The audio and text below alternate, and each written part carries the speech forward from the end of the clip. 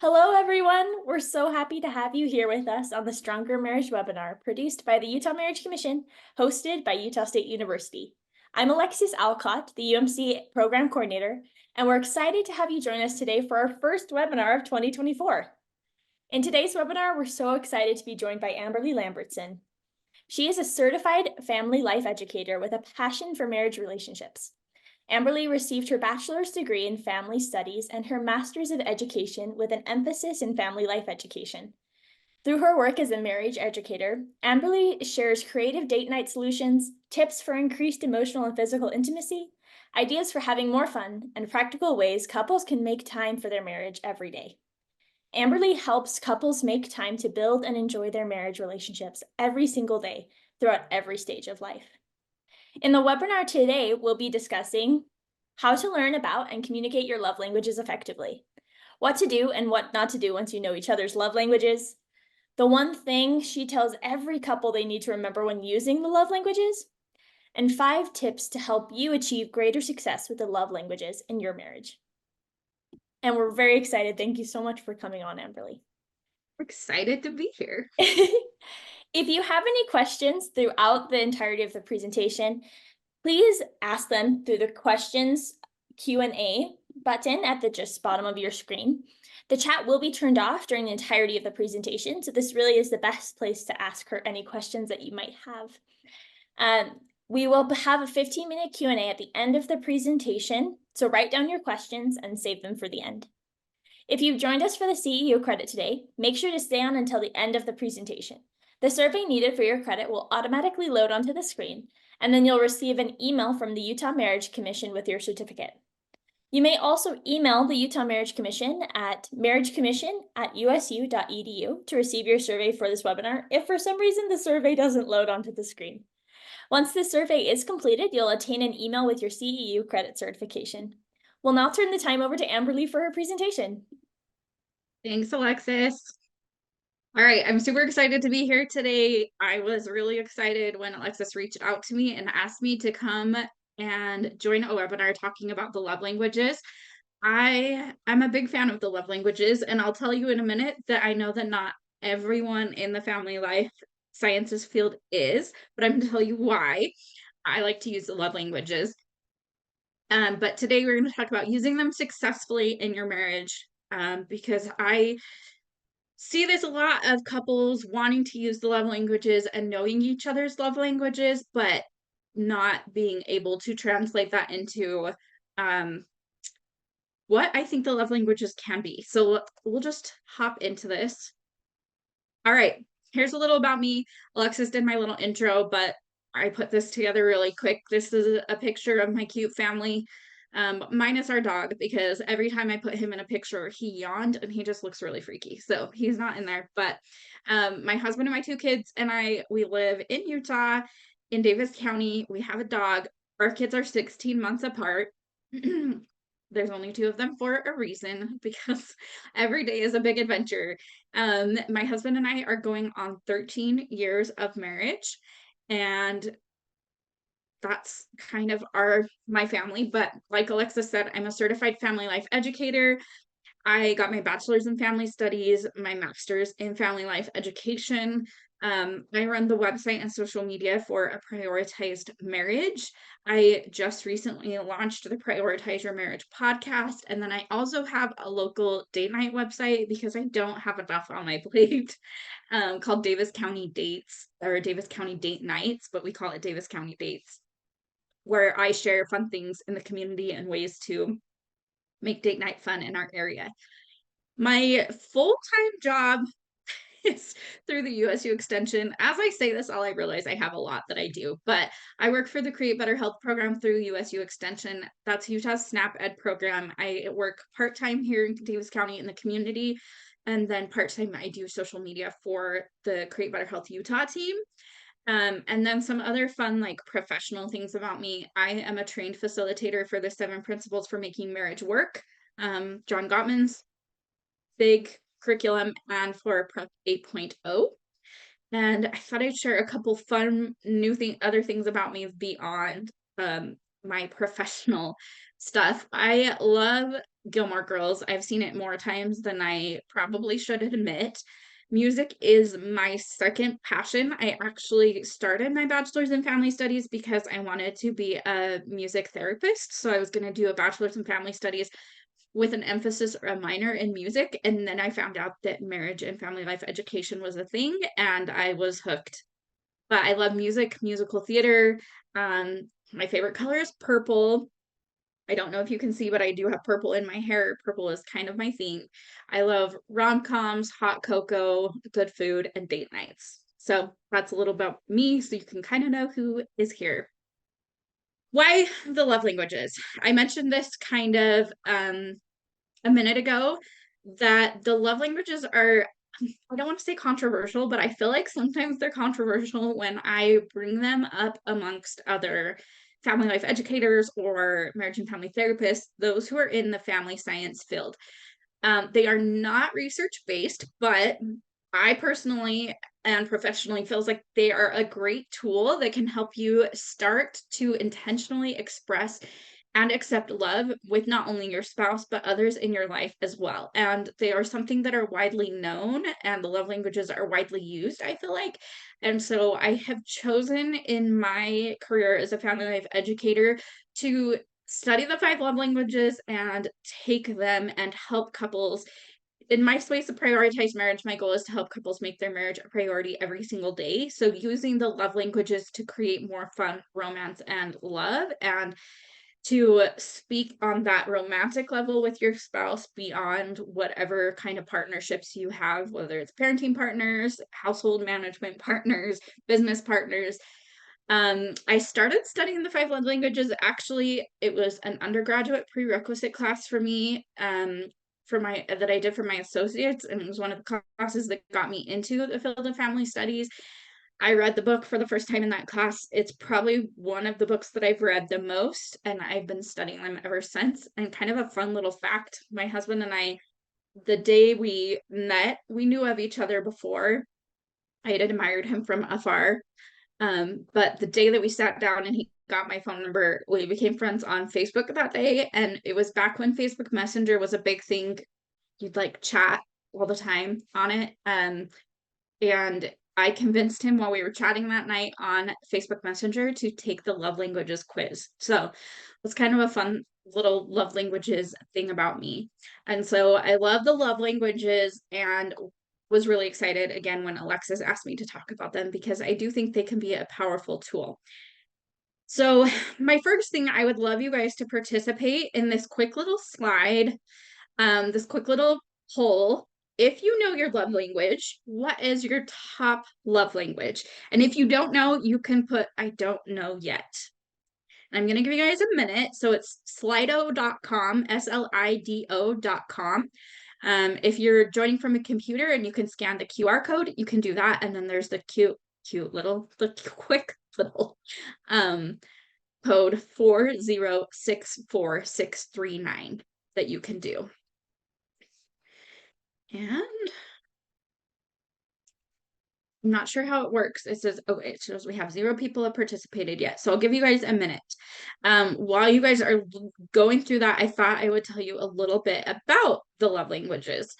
The 5 love languages are something, it was created by Gary Chapman. He is a pastor.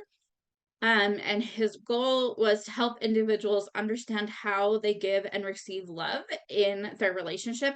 I believe it started just as like romantic couple relationships, but you can also take this to help you see how to give and receive love with your kids. If you're a single, there's a few different ways you can do this. And they were developed, so like I said, it's been developed for couples, teens, individuals, kids, but I think the most common one that is known is how to help your romantic partnership and those interpersonal relationships. Okay, so it looks like we have a few people that have participated. You can keep participating if you want. We have a physical touch group here in quality time. We don't have any words of affirmation, acts of service, or receiving gifts. And we have a few people who don't know their love language yet, which is just fine. Okay, I have one. Maybe I did. Hold on. This one was, what is your partner's love language? So what is your love language? I skipped past it. Let's see if you guys did what is your love language. This is my first time using these Slidos. So I'll let you guys vote and then we'll come back to it at the end and see how that works out. I told you guys what the love languages are. The 5 love languages, as you saw on the screen before, they're acts of service, quality time, physical touch, words of affirmation, and receiving gifts. And like I said, they're not a research-based thing. I do think they can be a really great tool and they give you a tangible starting point. But they aren't the only guide to marriage, and they're not going to solve every imperfection in your marriage. But again, they're just a great way to start caring about each other and communicating your needs. So the first thing I wanted to discuss in today's webinar is how to learn your love language, how to learn your spouse's love language, and how to better communicate your love language. Because I think that's the first key if you're wanting to use love languages in your relationship to using them successfully. So my first thing, obviously, is you're going to want to take the quiz. I put 2 resources here, 5lovelanguages.com. That's the official 5 Love Languages website where they've got the quiz hosted, or the Love Nudges app. And this is the 5 Love Languages app. You can download it from 5lovelanguages.com, and it's just interactive. You can use it to connect your quiz with your spouses, and it'll kind of give you some nudges and prompts to help you put those love language results into action. Here's one of my things that I love to recommend when it comes to the love languages and learning your love language. As you're taking the quiz, I recommend that you have a notebook. I don't have a notebook with me, but a notebook with you, or a separate device where you can take notes. And I want you to take notes on things that stand out to you while you take the quiz. So I took the quiz last night. I wanted to see where I was at last night. But one of the options could say, I appreciate it when my spouse takes the initiative to plan and invite me out for date night. I don't actually think that's one of the options. I think I made that one up. But they have 2 options like that. And they'll all fall in line with those 5 different love languages: quality times, words of affirmation, physical touch, receiving gifts, and acts of service. I say them in a different order every time, so I can't remember. So every single one will fall in line with that, and you can kind of see where they fall in line, but you get to pick which one speaks to me more. And so as you're doing that, I think it's helpful if you're like, yes, this is something I would appreciate. Even like put aside what love language you think you have, put aside what love language you end up having. But if it's something that really, really speaks to you, that you're like, I love it when my spouse does this, or I would love it if my spouse does this, make a note of that. Write it down, because after you have your results and you start reading through them, even if that wasn't something that was in your top love language, it could be something that you share with your spouse on or your partner on what you would appreciate and what you appreciate, or how you show love. And you might make 2 separate columns. This kind of goes further in than I planned, but you might make 2 separate columns because you might give and receive love in different ways. And so you could kind of make note of that. And as you get to know the love languages more, if it's something you choose to look into more, you'll kind of see how that falls in line. And so again, make notes of the things that stand out to you, or if there's something you think of as something comes up that's related or not, just make notes for yourself. After you completed the quiz, they will give you your results. And I was going to put my screenshot of my results here and I forgot, but it gives it to you kind of in like a circle graph, and then you have a graph kind of like we had before where it tells you your percentages. I had last night when I took it, quality time and physical touch. I think quality time was 30%, physical touch was whatever. This requires me to do math, but the rest of them were 17%. So mine, I told Alexis this when we met a couple weeks ago, that mine are pretty even kill. I don't know if that's the goal of the love languages, but that's been my goal, to be able to receive and give love and appreciate it in all of the ways. And I'll talk about that more in a minute. But they'll give you a summary and it says your top love language is this. and your second love language is this. And you might have a couple that are right there tied at the beginning and one that like has 0, and that's totally fine. Read the summaries that they give you, screenshot it. It can send you an email so you can have that email, whatever you need. Read those summaries and make more notes. And then you're going to start sharing. So this is how you're learning your own love language. And now we're going to swap to learning each other's love languages. I love doing this, kind of stepping back as a side note. I think this is a really fun date night activity. You can go do this at a restaurant. You can order your favorite takeout and do it at home. You can just make a treat and do it at home. Sit and take the quiz next to each other and then sit and discuss. And this can be a really fun date night because it's something fun. You're learning about each other. Add like some food in there, right? Or play games afterwards, whatever you want that to look like. And then you are hopefully going to better your relationship from what you've done on your date night of doing this. You could also do it if you have like a weekly marriage check-in or a meeting or something, or just for fun, set it up and take the love languages quiz.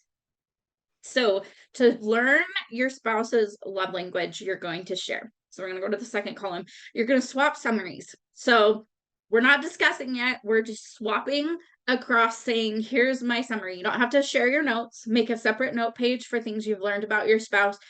But just swap summaries, whether you're emailing each other, you're printing it out and sharing it, you are putting, I don't know, screenshotting it, whatever that looks like. So you are going to swap your summaries and read about your spouse and make any notes about those 1 or 2 top love languages that you learn that your spouse has. And this doesn't just have to be from the summary. It could be light bulb moments where you're like, their physical touch. This makes so much sense, and make some notes on that as well.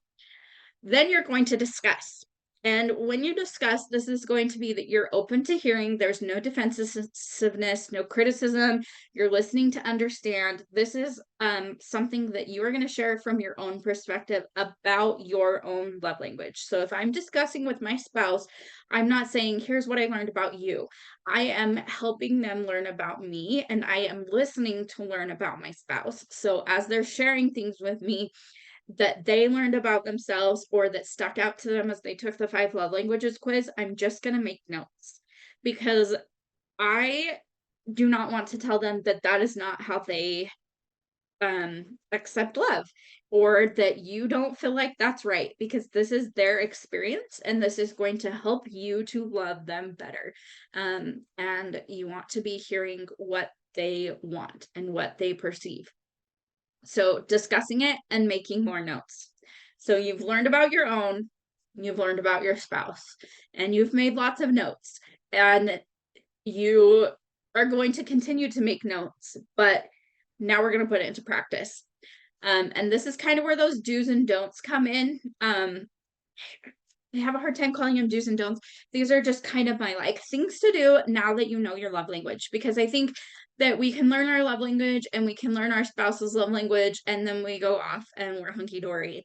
But if you want the love languages to be a tool that can help you in your relationship, you have to act on that and you have to do something about that. And I say this all the time when I share stuff on social media or in my podcast or on my website, that I can share all the things and you can take in all the ideas and learn all the things, but until you actually put it into practice, it's not going to make a difference in your relationship. All right. My screen doesn't want to swap. Okay, so now what? My first tip for you is that you want to intentionally speak your spouse's love language. I feel like this is the obvious one. You are going to, and I'm going to tell you to make plans. So if your spouse, I'm going to give you an example for words of affirmation. This is the first thing that popped up in my head. If your spouse's love language is words of affirmation, whether that's a love language for you or not, I want you to think how you can intentionally speak your spouse's love language and make notes for yourself.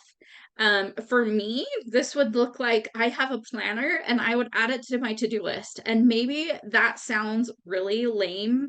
I think this is the same kind of pushback that educators and therapists get when they tell people to schedule intimacy, like that takes the thought out of it, that takes the spontaneity out of it. But you are thinking about it, going back to the love languages specifically, you are thinking about it to begin with.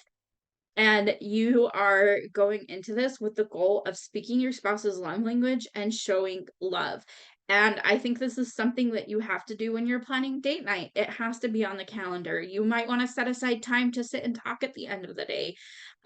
Or you have rituals that are at the same time every day. We share a passionate kiss because this is just when it works. And so it's kind of like that saying make plans to do it might sound a little silly, but it works. So going back to words of affirmation, you might know that your spouse has a big presentation coming up, whether it's at school or it's at work or just something personally. You can schedule texts, and I do this on my phone all the time. You would have to look up, I have an Android. I know there's ways to do it on iPhones as well. You just kind of have to Google how you do that. But to look up how to schedule texts on your phone. And so you would say, okay, my spouse has this presentation at 11 a.m. on Thursday, and I'm going to sit down today because if you're me, I have every good intention of sending that text in the moment, but it's not necessarily going to happen. So do it while you're thinking about it and schedule that text that says, good luck on your presentation. You've prepped so hard for it. You'll be great. Whatever that looks like for you. And that text is going to send to them and they're going to reply or they're going to get it and it's going to be meaningful to them. And it's not any less meaningful because you sent it 3 days before your brain. Quality time. Make time to be together. Invite them to join you for something. And then put your phone away. Put your phone on do not disturb. Leave your phone in the other room. Be intentional about the time. An idea for acts of service is to make a plan to ask your spouse at some point, how can I help you? Or what do you need me to do? Or what would you love from me? Physical touch. This can look like I kind of talked about scheduling physical intimacy. It could look like that. It could look like just taking every minute as you walk past your spouse, thinking in your head, oh, I'm going to um put my hand on the small of their back, just meaningful physical touch, or I'm going to grab their hand and squeeze it while we're sitting and listening to something in church or something at a community event, or we're going to hug more, whatever that looks like. And then gifts, plan times when you can surprise them with something small. This could look like adding something to your shopping list or putting a little note somewhere that reminds you the next time I go to Costco, I'm going to grab a huge bag of their favorite candy. I don't know why I'm officially going to candy, but that's what I'm thinking of. But be intentional about it and make plans. And this can come from the list of things that your spouse shared with you as you were learning about their love language. You wrote those all down, so start making plans to do this. And the goal is that it's going to take a lot of intentional thought in the beginning. But the more you do it, the more it's just going to come to you ideas, and you're going to be more likely to do it in the moment, but also still being intentional about it. My next tip is to hear your spouse speak love. So, knowing how your spouse gives love or receives love is going to help you not just to speak to them, but to also hear them loving you in their language. And so, something maybe you guys have two very opposite love languages, and theirs is receiving gifts, and yours is acts of service.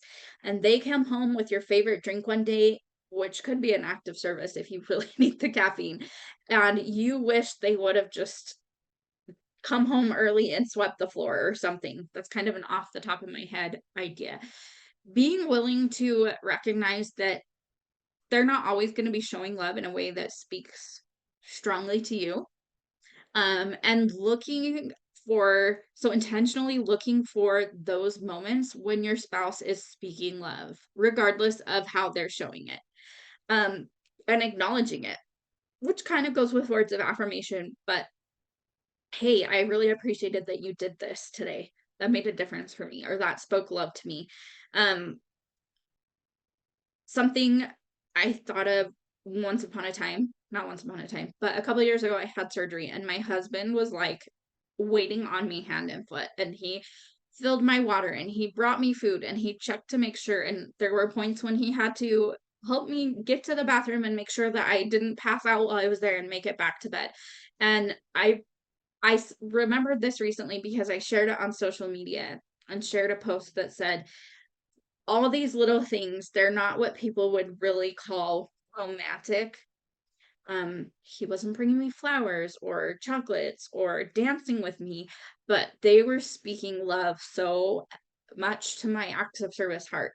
And acknowledging that, and it doesn't have to be a social media acknowledgement, but acknowledging that to your spouse. And like I said, not just when they're speaking your love language, but when they're speaking theirs as well. Okay, I want to talk about some common misconceptions with the love languages. And I maybe hinted about this a minute ago, but don't fall into these common misconceptions. While some of these can be true, this is not what the gist of every love language is. And I think that this is another pitfall that couples fall into, or anyone who wants to use the love languages. They think that my spouse's top love language is physical touch, so they just want more sex. My spouse's love language is acts of service, so they just want me to do all the things for them and wait on them hand and foot. My spouse's love language is quality time. They're happy to do whatever as long as we're together, or they always want me to be with them.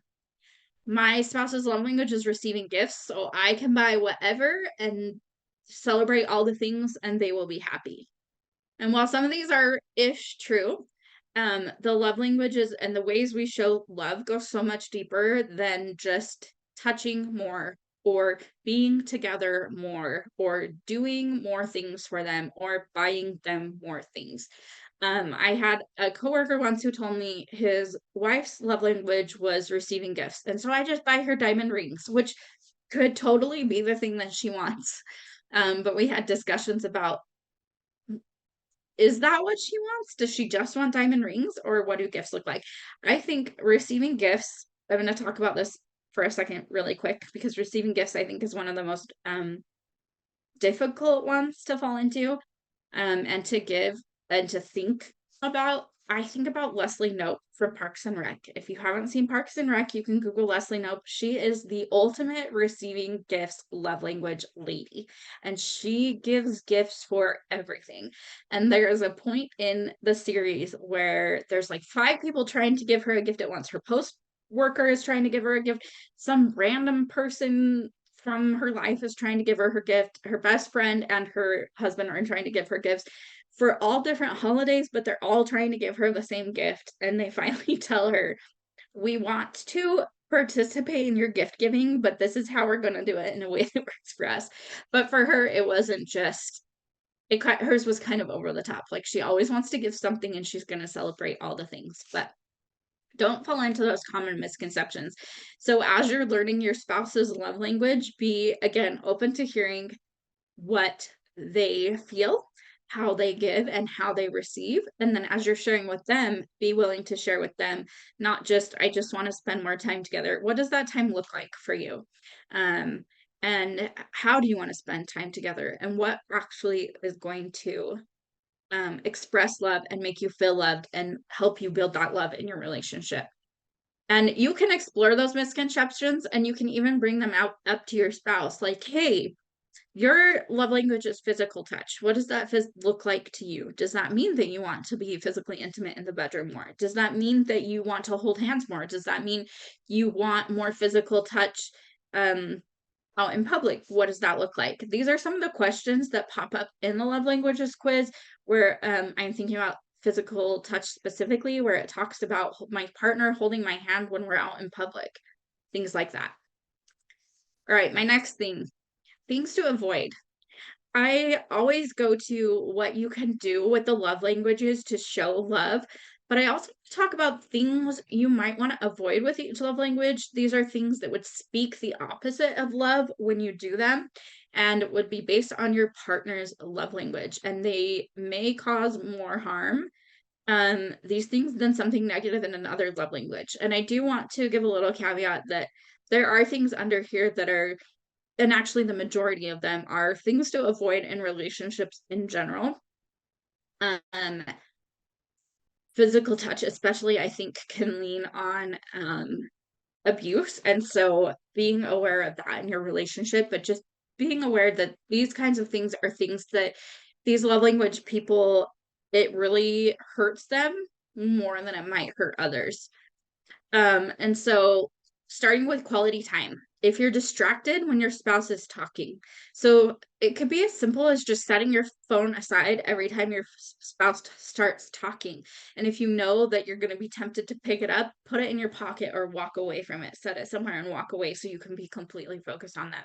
So being distracted when they're talking, not listening and hearing what they're saying, postponing date nights or events, which sometimes is going to happen, but if it's a constant thing and they see you're prioritizing something over them, that's going to be really hurtful. Being distracted during date night, maybe you guys love to go to a sports bar, but you know that if you go to a sports bar, you're not going to be focused on your spouse as much as they would like. So you're going to go somewhere else for date night that is not going to be as distracting to you. And maybe this looks like another thing could be I put Netflix every night. So if you just are always, oh, let's watch Netflix together, find some other things to do together that increase your quality time. For words of affirmation, things to avoid: using a harsh tone, insults or criticism, put downs in front of other people, talking down to them, never complimenting them, and not saying thank you. So this kind of goes back to what you're doing is intentionally going the opposite direction and being aware when maybe you've used a harsher tone and that might hurt them a little bit deeper than it may vice versa. I don't want to say vice versa because I think that hurts anyone, but I hope you kind of understand what I'm saying with that. For acts of service, avoid making more work for them. So if you know your spouse has worked hard on something or they're working hard at work, don't leave them with more work at home when they come home, or don't I think of like the mental load with this. I think that goes into there. Broken commitments, it kind of goes with quality time. But if you say, yes, I will help you by doing this, and you don't do it, that can be frustrating. I think of this kind of goes around on like TikTok and memes of your wife asks, they always say the wife to the husband. I'm not just saying this to say this, but your wife asks you to take out the garbage. She wants you to do it now, not in 3 minutes. Or say like, yes, I'm almost at a commercial break. Give me 3 minutes and I'll do it. Or saying, yes, I will do it. And 5 years later, it happens for projects, things like that. Not being willing to help out. So saying no, I think a big one for acts of service, and maybe I say this because these speak to me because I'm an acts of service person, but acting burden when helping. So if you're like, I'm helping you, you should be happy, but you're burdened by it. Like, I could be doing so many other things, or this is the last thing I wanted to be doing right now, or this is not my cup of tea, something like that. For physical touch, things to avoid are obviously physical abuse, neglect. So neglecting to give them a kiss, or to, if you just are always walking past them, but never putting your hand on their shoulder or pulling them in for a hug. Another thing is rejection when touch is initiated, which it shouldn't always have to be a yes for certain things, but if you're constantly rejecting when any sort of touch is initiated, then that can be hurtful to a partner with a physical touch love language. And for receiving gifts, if you miss special occasions, things that you know mean a lot to them, giving thoughtless gifts and not listening to requests, suggestions, or hints. Those are kind of the things to avoid. All right. My biggest secret to success with the love languages. I've shared this already, but I'm going to share it again as if you don't take away anything else from this webinar except this, it would be that when you're using the love languages, it's not just about telling your spouse how to love you better.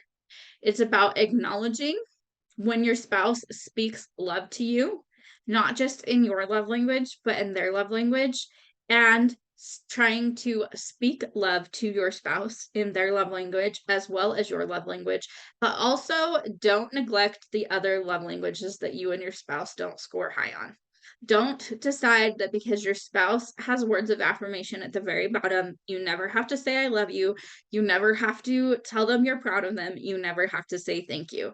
So, kind of my biggest takeaway for every couple is to use all the love languages. It's not just about one. And I mentioned that most of my love language fall about the same. Acts of service and quality time are a little bit higher, but I've kind of made it my goal to be able to speak all the love languages in a way that speaks to my spouse, which I would maybe say is master level love languages. I don't want to call it that, but it kind of goes beyond the love languages basics that I wanted to talk about today. So I have 4 extra little tips for you. My first one has to do with having the same love language. I know quite a few couples that have the same love language and they're like, well, our love languages are the same, but this is not working. It doesn't mean it will be easy. I believe this is a term that Gary Chapman coined, and I've used it before too, that within the same love language, you can have different dialects. And so my husband will tell me he speaks Spanish, and there's different types of Spanish, or Portuguese kind of falls on that same Spanish. They can maybe understand each other but can't speak each other's love language. My husband and I, when it comes to speaking physical touch as a love language, he loves like a really solid back scratch. And I just don't love giving back scratches. I love to play with his head and his hair, and I love to have my hair played with. Like, just there was a real one time that said, when your spouse is struggling with depression, brush their hair. And I was like, that speaks to me not only because it's an act of service and helping do something that maybe I'm not taking care of on my own when I'm depressed, but like, yes, brush my hair. Like, just that feeling is just calming. And so knowing that just because you speak the same love language doesn't mean that you still appreciate give and receive love in the same way. And that goes into that deeper part of what things speak to you in that love language. Verbalizing your needs. Just because your spouse knows your love language and knows what you need doesn't mean that they're always going to know what you need. I know a lot of people say this takes the surprise out of things. It makes things not fun when you have to ask.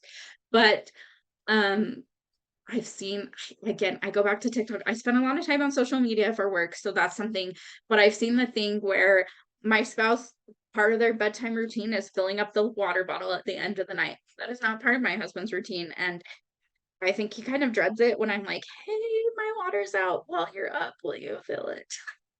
But I might have to ask for that.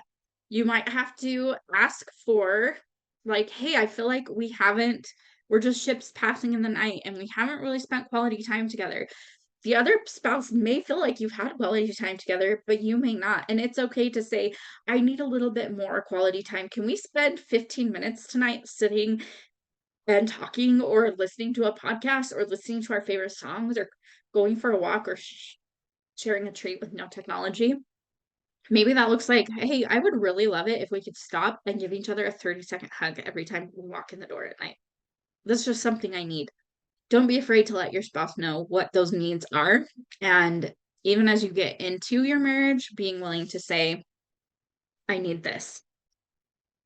My other one, using all 5 love languages. I said this, do not just use the love language that speak to you. The thing that I love most about the love language is that they are a tool that help you focus on being intentional and making conscious effort to speak and receive love in your marriage. And so I kind of mentioned your spouse's love language. Top love language may be physical touch, and the love language they scored the lowest on might be words of affirmation, but that doesn't mean you neglect to praise and compliment, and verbally let them know that you love them, or buy them a card, or even, gifts might be down there. That doesn't mean that they don't want you to surprise them with their favorite drink, or a gift card to purchase lunch, or something like that. That using all the love languages, as I said, they're a tool to just help you. I think they're a really great tangible way to help you start to show love in your marriage. And then kind of like a 3.5, Use all five. Try to find one thing you can do each week to show love to your spouse using each of the love languages. And then focus a lot of your efforts on each of your top love languages. So this kind of goes back to planning. What is a way I can serve my spouse this week? My husband mentioned he needed his suit dry cleaned. I can drop that at the dry cleaners and let him know I'll drop it and pick it up. Whatever that looks like. I could give you ideas for all of them, but I don't want to because we're running out of time. I have tons of ideas. If you ever want them, I can direct you to them. And then number 4, your love languages might change. So when I first took the love languages quiz, when my husband and I were dating, my top 2 were quality time and physical touch. And my very bottom were receiving gifts and acts of service. A couple of years into our marriage, I took the love languages quiz again as part of a date night that I was helping with in my internship. And I found that my top love language was acts of service, and then quality time, and then physical touch. And they were all about the same. And then giving gifts was like way at the bottom and had like 0 points, which is fine. But something I tell people is that the way you give and receive love and what you need from your spouse is going to change, maybe daily, maybe weekly. It definitely changes as you shift into new stages of life. So going from being single and living at home to married with a full-time job, going to school and having an apartment, I think that shifted my love language. Acts of service was clear up at the top because I had a lot of responsibilities and couldn't always do them myself or felt like that stressed me out. And as we had kids, I think that went even higher, but quality time maybe went higher because we're always together. And so being aware, I always tell people maybe take the quiz together as part of your anniversary tradition every year, or as you're heading into the new year, or a couple months after you, or maybe a couple weeks after you become parents.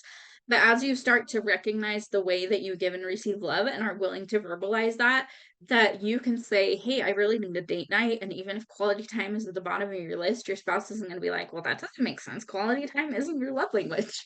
But I think that, again, these are a great way to refocus what you need and find out how you can improve in your marriage and how you can love each other better.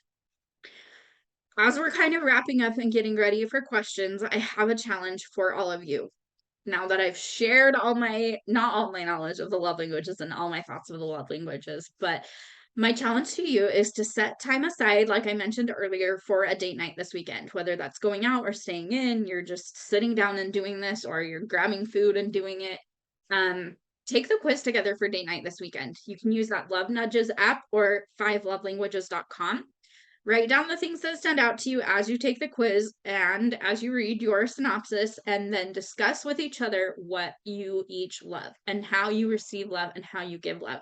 And another thing I didn't share is you can use real life examples and say, like, this thing that you did however long ago really spoke love to me, or I did this week because I wanted to show love to you. And your spouse, don't be offended if they're like, oh, I didn't even realize that, because we're learning here. We're sharing to learn, and to help each other recognize and give and receive in the future, and then actively share that. So this is my little quote from myself. Take the time to learn what makes your spouse feel loved, then use that knowledge. And if the love languages aren't the tool that you want to use for that, that's totally fine. Like I said, they're kind of controversial in the family sciences field because they aren't research based, but I think they are a great tangible tool that you can use. But do what you need to take the time to learn what your spouse needs to feel loved, and use that knowledge. I'm going to be diving deeper into the love languages over the next month on my website and podcast and social media. And so if it's something you're interested in, it's definitely something I love to talk more. I have this prioritizemarriage.com/love languages. This is all of the content that I've ever created surrounding the love languages. It goes into gifts that you can give based on your spouse's love language, which is more than receiving gifts. It goes into each of these tips a little bit more, and there's lists for every single love language with like 50 to 80 ideas of how to show love to your spouse in that love language. And there's a printable that you can print out and give to your spouse, and so you could like print all of them and hand them to your spouse, and they could check mark which ones make them feel loved, and that might give you a better idea beyond going into the love language quiz, but it's a really good addition to that. So That is what I have about the love languages, and I'd love to hear what questions you guys have um, that go along with that. Perfect. Thank you so much. We're Yeah. excited to hear about your questions. Our first question already came in. It says, sometimes I struggle relating to my spouse's love language because it's my bottom one. I just don't think about it. So planning, like you said, is hard. What are your tips? Um, so I think you said planning is hard, but I think that's gonna be, I find for myself, the more that I am actively doing it, the more that it just kind of comes to me. Um, and it looks like thinking about your spouse and what you know about your spouse. So for me, receiving, I'm going to use my bottom as an example, and it's not my husband's top at all, but receiving gifts is the bottom. And so I think about like ways that I can give gifts in a way that speaks both love languages, which is kind of weird.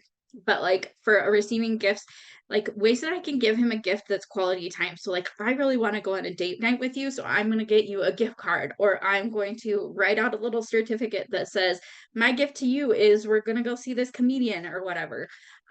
Or just knowing like, oh, I know my spouse loves this soda, and so I'm going to make a note that when I'm at the grocery store and when I'm driving past the soda place, I am going to pick them up their favorite soda.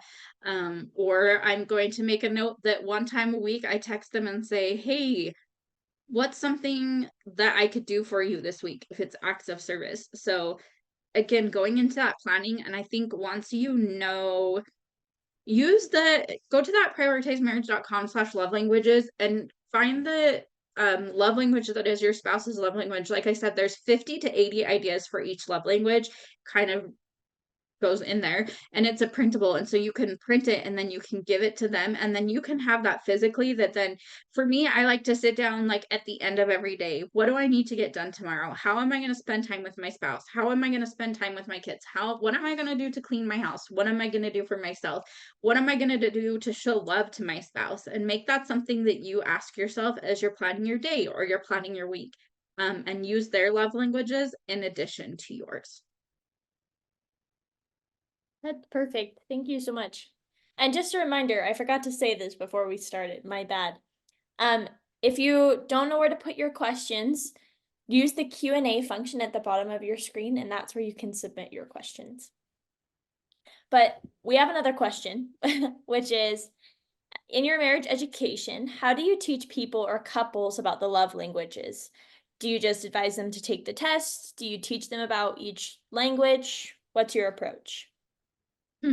It's kind of a little bit of everything. Kind of what you see here, this was kind of like everything. I pulled all my content from my website and threw together this thing, but I tried to go through the starting with the test. And from the test, we're learning about each other. So the test is kind of that tool that's that tangible thing that's going to help you rather than just sitting down being like, so tell me what helps you feel loved. This gives you those ideas to help you going. So I do tell people to use the test, and then to use that to build on. So it's not necessarily like we are just leaning on your results. We are just showing love and quality time. Kind of how I said, like using all of them. And so giving people examples of how to do that. I always pull examples from my own personal life or from what I've seen other people do. I had this joke once that, well, it wasn't a joke once, and I share this all the time. Have you ever seen like memes are my husband's love language? That's his, or like chocolate is my love language. That's like a thing. You can find it everywhere. Um, Memes are my husband's love language. So I know like I can send him memes or like funny things, and he's like, she's thinking about me. She loves me. Memes are not one of the 5 love languages. So the goal is getting to know your spouse better. And I use the love languages just as that like jumping off tool and something everyone can kind of relate to. And it has that tangible starting place. And then we build from there. That the goal is then that like I don't have to think about it. I don't have to refer to that list, that it just comes to me of, oh, my spouse would really love this. The next question is, how do I better receive when my spouse reacts in a love language I don't really value? Yeah, so I think going back to that, recognizing that this is something that is of value to your spouse, that this is something that means something to them, and that they are trying to show love. So maybe they spend extra time cleaning up the kitchen one night while you're waiting for them to come hang out with you and watch the next episode of your show. And you're super frustrated because I was going to clean the kitchen in the morning. I just really wanted you to come and spend time watching our episode of our show together. I'm waiting and I can't watch it without you because that's cheating, right? That's like the thing. You can't watch your next episode of your show without each other. But being willing to verbalize that in a way that I kind of go back to the Gottman's Four Horsemen of the Apocalypse, which is a totally different concept, but not criticizing or being defensive about that, recognizing saying, hey, I really appreciate that you cleaned the kitchen for me, or is there in the middle of cleaning the kitchen, hey, I love that you're doing that. I would love to do this. Can we clean together? Or can we set this aside and I'll do it in the morning? Or can it be, finding that in between middle ground, but just being willing to see and to see, I think it kind of goes along with not accepting, um seeing the best in people, assuming is the word I wanted, assuming the best and assuming the best intentions from them. And it can be hard and it will get easier as you learn how they give and receive love and as you share with them and as you work together on that. I love that idea. The next question is, how do you ask someone what their love language is? I have had these conversations way back in college. I went to, I lived in a college town, but I went to cosmetology school, and that was the first time I'd ever heard about the love language. And someone legit, we were sitting in, like, all hanging out. I think it was like my friend and her boyfriend and a couple other people, and this guy was like, "What's your love language?" I was like, "I don't know what those are." So I learned them. But it can be as simple as, "Hey, do you know what your love language is?"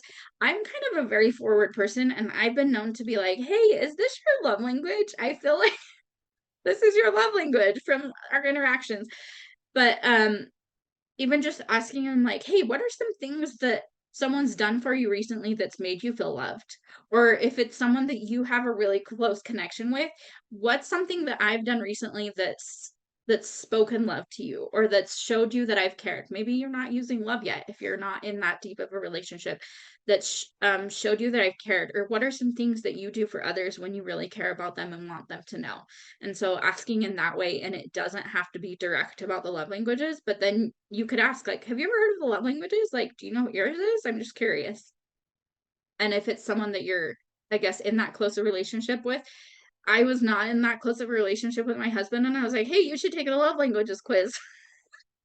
Because I was in the middle of that class, and I was like, I just want to see what your love language is. So you can be very direct like me, or you can kind of beat around the bush, but I think you do have to say, like, what can I do to show you love? Or what has someone done that's shown you they love you or spoken that to you? Perfect. I love that kind of like outside approach a little bit.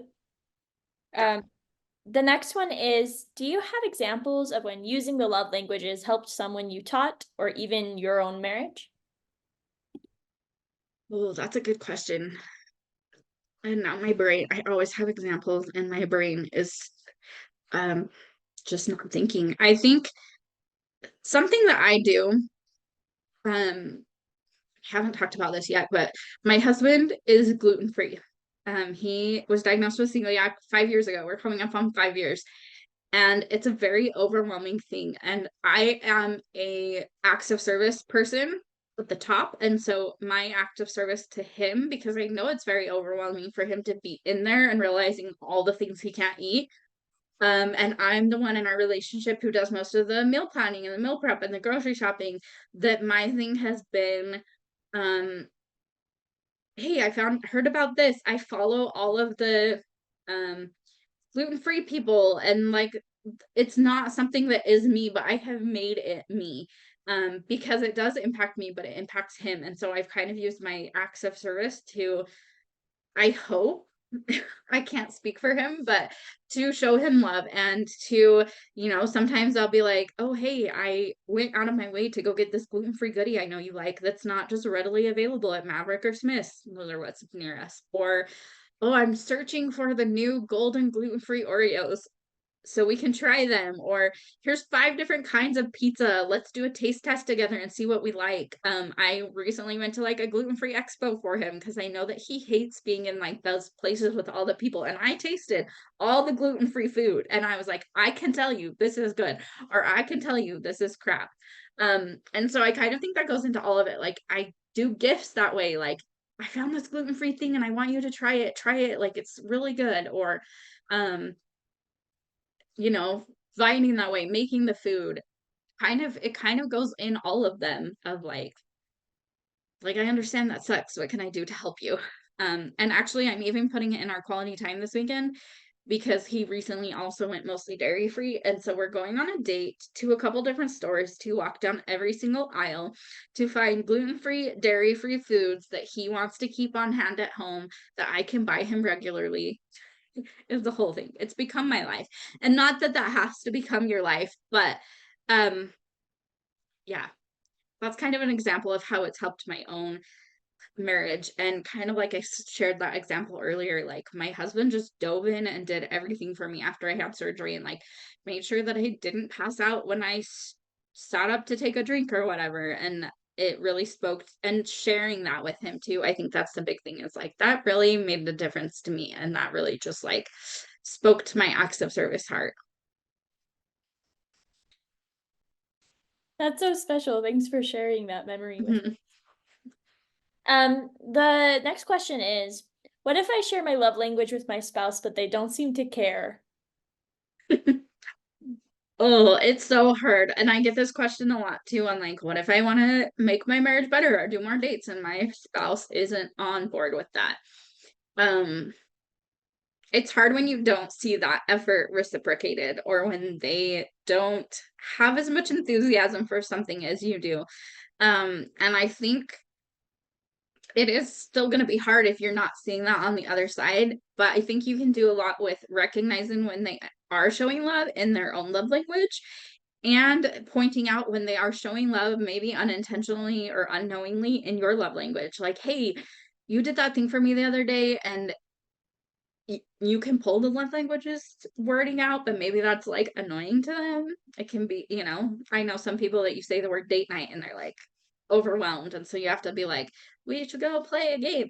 Um, so using terms that are like, "Hey, I really felt loved when you took the garbage out the other day, and it's normally my thing to do." Or, "My husband will go out of town for a couple days and I have to take the garbage cans to the curb, and so I'll make a point to be like, 'Hey, I know this is something that you do every single day, but I just want you, or every single week, but I just want you to know that I appreciate it, that I don't have to do this every single week.'"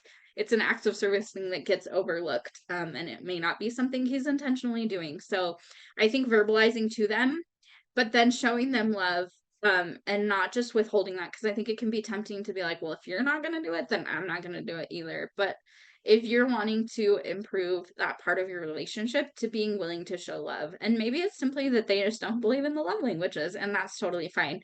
But kind of going back to those questions of asking them, "What are some things that you do to show me love?" Or, "What are some things that," and recognizing that in other ways to hopefully they care about it in other ways. And if not, then doing your best. And yeah. I think that's perfect. I have a brother who always he kind of hates like online tests and like categorization tests. So they use a lot of like different kinds of verbiage too. So that's cool that you use that as an Yeah. example. It's I've all seen about the words you use that. sometimes, right? Yeah. So this is going to be our last question of the night. Thank you all for sharing your questions. Isn't Um, it good? yeah, hopefully, yeah, it's really good. I love this question. Do you have examples of questions or things that I can do for my spouse to show them I love them? My spouse's love language is quality time. Yes. Quality time is so good. Starting simple with like, "Hey, let's spend 10 minutes together at the end of every day." For my husband and I, that looks like before he goes off and does homework after the kids are in bed. find 10 minutes to spend time together every day, going on a walk, asking them what are some things that they love to do with you, doing things you love to do with them, but also doing things that they love to do with you, scheduling date nights. I talked about putting aside your phone when you're talking to them, being willing to listen. I think quality conversation is one of those like dialects in quality time that some people like to just sit and be together, and that's awesome. But some people really like to sit and have that conversation together. And looking at the things that they ask, Gottman has a word, bids, or a term, it's bids. And so looking for those opportunities when they're saying, hey, I would love if you would come and clean the bathroom with me. That's like a really like off the wall thing, but maybe they just want you to be with them, and you know what I mean? Like, sure, I'll come sit on the toilet while I clean the bathroom. I don't know what that looks like in your marriage. But again, if you go to that prioritizemarriage.com/love languages, there, I believe there's 70 to 80 for the quality time. I don't know off the top of my head, but there's tons of different ideas that you can use. You don't even have to ask your spouse what works for them, but you can try. And you, if your spouse's love language is not quality time and it's one of the other love languages, you'll get a few ideas. I won't say a lot of ideas, but a few ideas from the quiz. It's not super long and it's not super extensive. And so I went through and just like came up with so many ideas, and I quizzed Facebook, like, what are some quality time ideas? Like, I took them from everywhere. And so those help a lot to give you ideas to start. And then as you get into it, my like gluten-free thing was very specific to my marriage and my situation, and you'll start to see things like that. And it won't be a love language thing for you. It'll just be a way that I show love to my spouse that I know they appreciate. So that's my tip there. Well, that's perfect. Thank you so much, Amberly. I really Yeah. appreciate your preparation as well as those answering all those questions. And thank you everyone for joining this webinar and being willing to participate. We really appreciate it. Once again, if you did attend this webinar for the CEU credits, make sure to stay on until the webinar ends for your survey. It should automatically load onto the screen. Or you can email into the UMC email, which is marriagecommission@usu.edu. If for some reason it doesn't load onto your screen, upon completion of that survey, you will get a certification email back from us, whether it's from the loaded survey or from the emailed survey. Thank you guys so much. Have a great rest of your night. Thank you, Amberly. Thank you. Bye.